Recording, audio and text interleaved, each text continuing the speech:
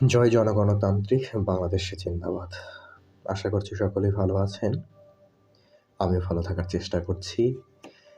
এদেশের নিত্য নতুন নাটক, নিত্য নতুন বিভিন্ন ঘটনা বর্তমান সময়টাকে বেশ আলোচিত করে রাখছে, যা দেখে ভালো না থাকলেও ভালো থাকার অভিনয় করছি।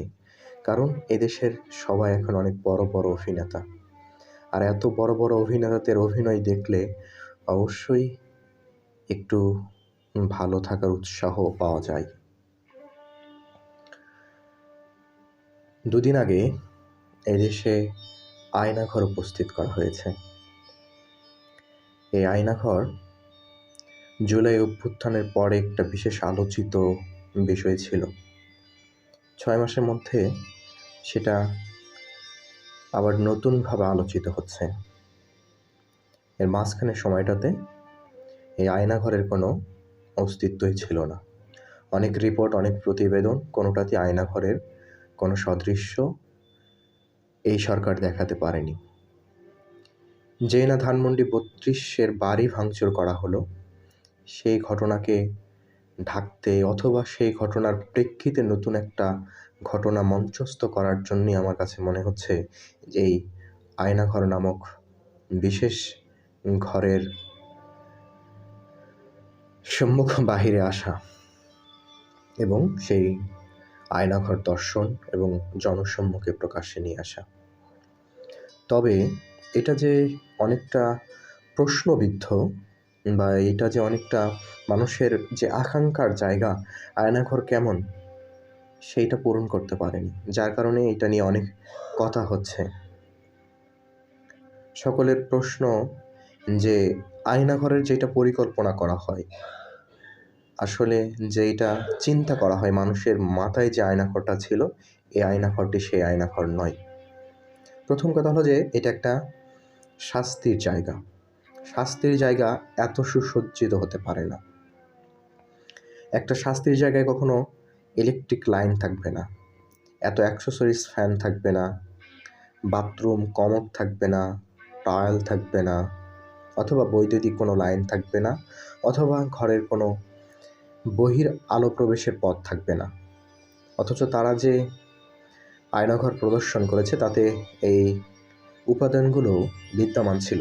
এর দ্বারা মানুষের মনে নানা প্রশ্নের উদয় হয়েছে। যদি এটা আয়নাঘরই হয়ে থাকে, তাহলে সেখানে আলো প্রবেশ করলো কীভাবে?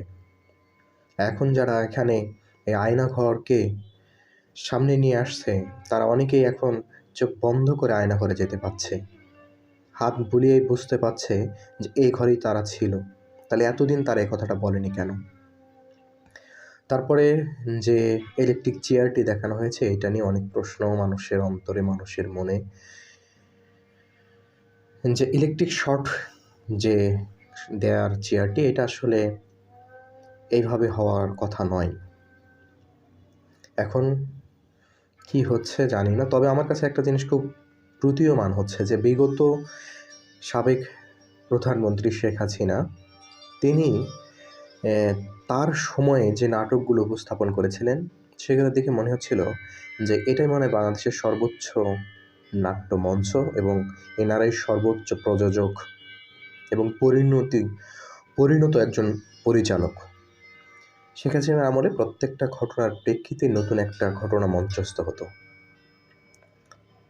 ঠিক এই অন্তর্বর্তীকালীন সরকারও ঘটনার প্রেক্ষিতে আরেকটি ঘটনা মঞ্চস্থ করার চেষ্টা করছে, আমার কাছে মনে হয়েছে। এখন এইটাই যদি আয়নাঘর হয়, তাহলে মানুষ সত্যিকারে আয়নাঘরটাকে মিস করবে এবং শাস্তির পরিমাণ এবং যেটা কল্পনায় ছিল সেটাকে মানুষ মিস করছে, এবং যার কারণেই অনেক প্রশ্ন তুলছে। বিগত সরকার কোনো একটা আন্দোলনের পিছনে আরেকটা আন্দোলনের সূত্রপাত ঘটাতো, পরবর্তীতে সেটা ঢেকে যেত।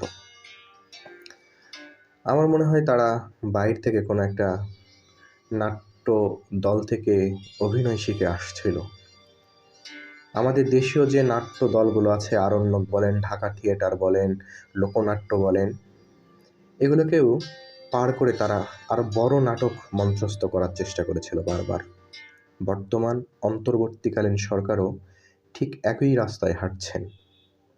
তিনিও ধানমন্ডি ৩২ নাম্বার এর বাড়ি ভাঙচুরকে ঢাকতে নতুনভাবে আয়নাঘর উপস্থিত করেছেন, যা মানুষের কাছে বিশ্বাসযোগ্য হয়নি। মানুষ সেটাকে গ্রহণ করেনি এবং মানুষ সেটাকে ভালোভাবে নেয়নি।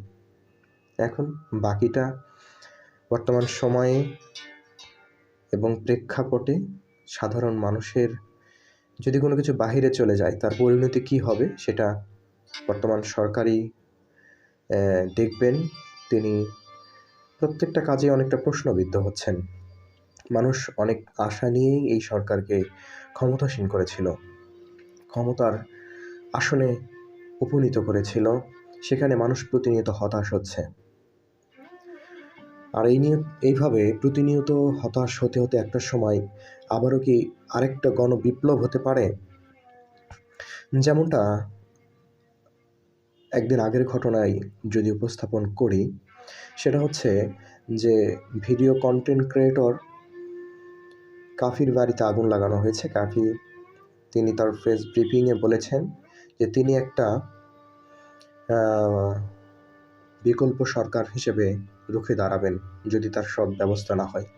তো এইভাবে আস্তে আস্তে সবাই যদি নিজেদেরকে প্রতি বিপ্লব ঘটাতে চেষ্টা করে, তাহলে এদেশের শেষ পরিণতি কোথায় গিয়ে দাঁড়াবে সেটাই দেখার বিষয়। আশা করছি আপনারা আমার কথাগুলো সাধারণ অর্থেই নেবেন। এখানে আমি সরকারের কোনো বিরোধিতা করার চেষ্টা করিনি, অথবা তারা যে আয়নাঘরকে উপস্থাপন করেছে সেটাকেও প্রত্যাখ্যান করিনি। তবে সবার পরিকল্পনায় যারা শাস্তি গ্রহণ করেছে অথবা যারা এই শাস্তি বিষয়ে পড়াশোনা করেছে, যারা এই ঘরটাকে ছবির মাধ্যমে দেখছেন, তাদের মত এবং নানা প্রশ্ন মনে উদয় হচ্ছে। তারই কিছু আলোচনা যে একটা ঘরে ইলেকট্রিক লাইন রাখলে সেখানে যে শাস্তিযোগ্য অপরাধী থাকবে সে সেখান থেকে পরিত্রাণ পাওয়ার জন্য আত্মহত্যা ঘটাতে পারে। এটাই স্বাভাবিক। একজন মানুষ, প্রত্যেকটা মানুষ যখন শাস্তির উপনীত হয় তখন তাদের একটা ভাষ্য থাকে যে আমাকে এত কষ্ট না দিয়ে মেরে ফেলো।